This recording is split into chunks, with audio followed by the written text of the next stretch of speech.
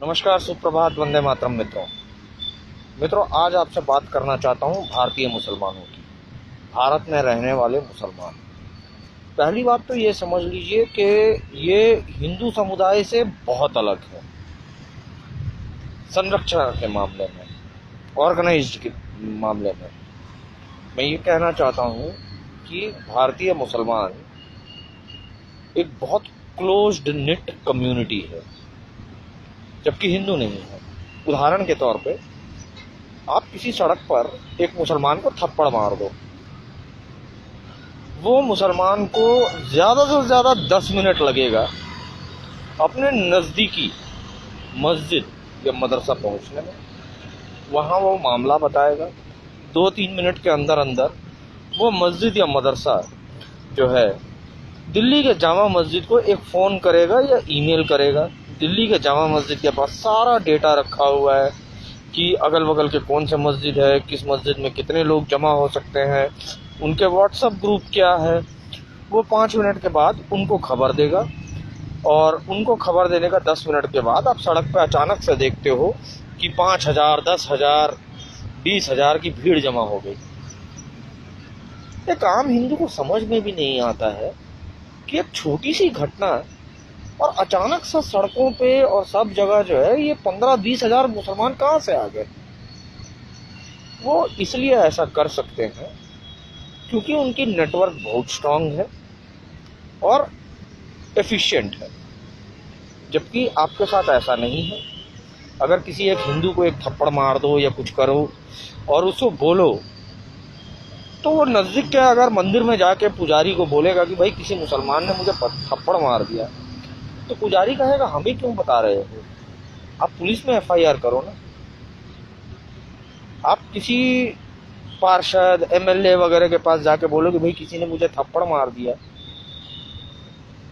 तो भाई तुम्हारी लड़ाई है, तुम खुद लड़ो, इसमें हम क्या कर सकते हैं। आप बहुत हुआ तो बजरंग दल या विश्व हिंदू परिषद वाले से बात करो। आप बजरंग दल के पास जाइए, बजरंग दल के कार्यकर्ता तुरंत लाठी डंडा लेके तैयार हो जाएंगे और बोलेंगे कि चलिए साला कौन है देखते हैं। हमारे सचिव और हमारे प्रभारी जो हैं उनको आने दीजिए, और सचिव और प्रभारी आकर पूछेगा क्या मोर्चा है, धरना देना है, मीडिया आ रही है।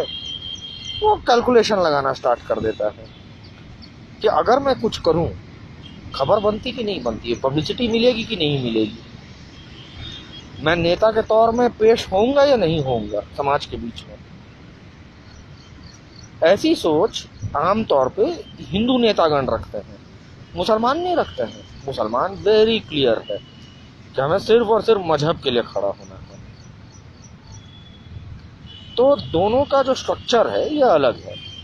अब आप लोगों को लग रहा होगा कि ये अन्ना जो है, ये सुबह सुबह ये ऑर्गेनाइज स्ट्रक्चर के बारे क्यों बात करने बैठ गए। मित्रों, मैं बता दूं कि बृहस्पतिवार को पुलवामा में आतंकी हमला हुआ।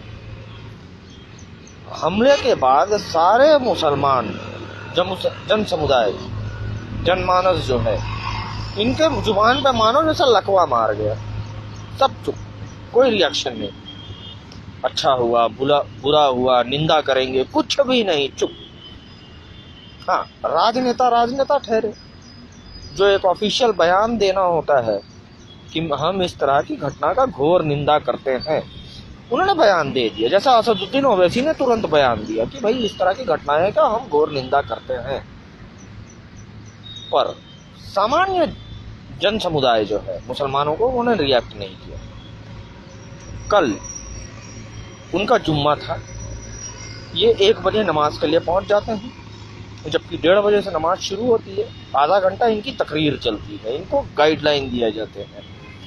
आपको मंदिर का कोई पुजारी बताता नहीं है किसी राजनीतिक विषय में, देश में हो रहे घटनाओं पे आपको कैसे रिएक्ट करना है, पर इनके इमाम और मौलाना इन्हें ट्रेनिंग देते हैं, इन्हें बताते हैं कि देश में हो रहे घटनाओं पे आपको कैसा रिएक्शन देना है। और कल 2 बजे के बाद एक बाढ़ सी आ गई निंदा करने के लिए कि हम घोर निंदा करते हैं, कश्मीर में जो कुछ हुआ, पाकिस्तान आतंकवादी है, पाकिस्तान फलाना है, ढिमकाना है। अरे बेशर्मो, किस मुंह से तुम लोग पाकिस्तान को कोस रहे हो। पाकिस्तान का निर्माण के लिए क्या कराची के मुसलमानों ने आंदोलन किया? पाकिस्तान के निर्माण के लिए क्या पेशावर के मुसलमानों ने आंदोलन किया? क्या लाहौर के मुसलमानों ने आंदोलन किया? नहीं, उत्तर प्रदेश के मुसलमानों ने आंदोलन किया। भारत के मुसलमानों ने वोटिंग करवाई कि अलग पाकिस्तान होना चाहिए, और ये लोग 95% के ऊपर इन्होंने वोट किया कि पाकिस्तान अलग देश मिलना चाहिए। और जब मिल गया तो गए नहीं, बोलता कि नहीं, हमको तो भारत से प्यार है, हम नहीं जाएंगे, हम तो यहीं रहेंगे। और बेवकूफ़ ढक्कन हिंदू इस बात को मान भी लिए कि हाँ, ये भारत को प्यार करते हैं, इसीलिए ये लोग नहीं गए। जबकि इनकी मंशा थी कि हम 4 बच्चे पैदा करेंगे, हमारे 4 बच्चे 40 बच्चे पैदा करेंगे, वो 40 बच्चे 800 बच्चा पैदा करेंगे, और हम तुम्हारी देश को कब्जा कर लेंगे। मुसलमान अपने तय लक्ष्य की तरफ बहुत क्लियरली बढ़ रहे हैं, हर कपट का हथकंडा इस्तेमाल करके। सारा कंफ्यूजन हिंदू को है, मुसलमान को बहुत क्लियर है।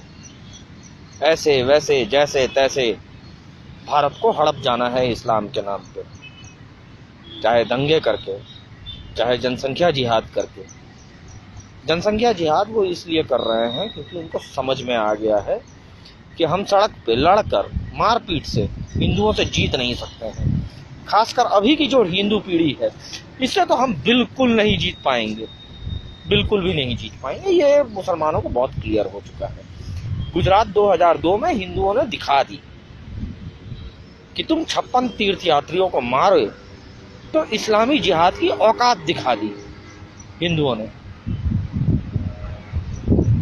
तो मुसलमान को बहुत क्लियर है कि हम लड़के नहीं पा सकते हैं, हम वोट के बल पे मताधिकार से भारत को हड़प लेंगे। जितने वोटर पैदा करना है करो। अगर अपने घर में कम पड़ रहे हैं तो बांग्लादेशी लोग को घुसा लो, रोहिंग्या को घुसा लो, उन्हें वोटर ID कार्ड दे दो, पर लक्ष्य एक ही है, भारत को हड़प जाना है। और एक बार भारत की सत्ता हमारे हाथ लग गई तो हम हिंदू थोड़े ना हैं, हमें तो जो करना है वो करेंगे। और वैसे भी बात सच है कि जब जब मुसलमानों के हाथ सत्ता लगी, उन्होंने अनगिनत मंदिरों का विध्वंस किया, लाखों हिंदुओं का नरसंहार किया। जिस बादशाह का जितनी सामर्थ्य थी उतना बड़ा हरम बनाया और भर दिया उसने हिंदू औरतों से।